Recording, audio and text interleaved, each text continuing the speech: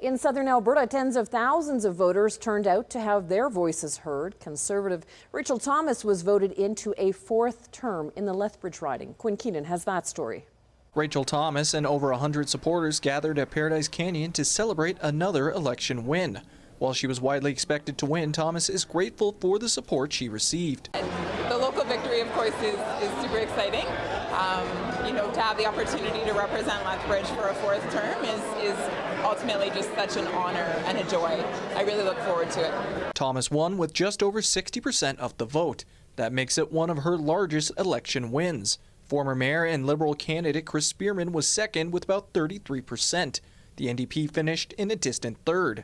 Spearman is disappointed with his loss, but is happy with the race he ran. On the whole, we had very good reception at the doors. We had a lot of people thanking me for running and making it an interesting contest, an interesting discussion. I think people had hope that things could change, that we would have an elected representative who would be heard in Ottawa. Even with the loss, Spearman's vote share was historically high.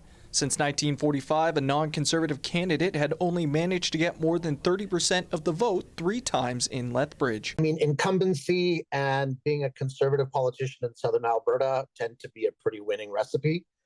I actually think Mr. Spearman did quite well. Historically, people tend to, if they're not voting conservative, they go further to the left in this region. Thomas will now once again represent the official opposition against a minority Liberal government.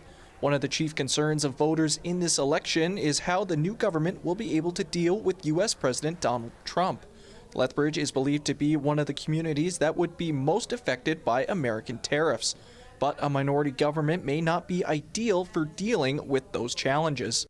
Internationally, I guess the one negative thing is that going into negotiations with the United States with a very unpredictable president, it would be nice to have a very strong government that doesn't have to keep going back to find if it has support on things. Quinn Keenan, CTV News, Lethbridge.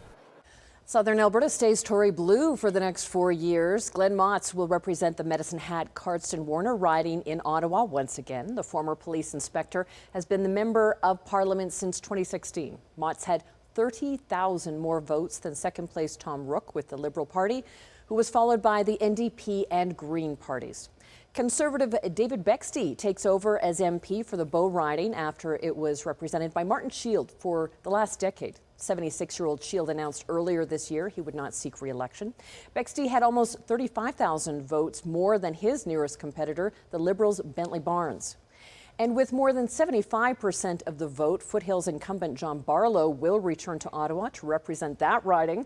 Barlow, a fourth-term MP, was first elected in 2014. The Liberals' John Brunsma came in third, followed by the NDP's Katie Aurora and People Party Paul O'Halloran. Conservative incumbent Rob Morrison has been elected a third term in BC's Columbia-Kootenay Southern Rockies riding. Morrison took 50% of the vote share, while his closest competitor, the Liberals' Reggie Goldberry, got almost 30%. The NDP's Callie Lenz got 18%.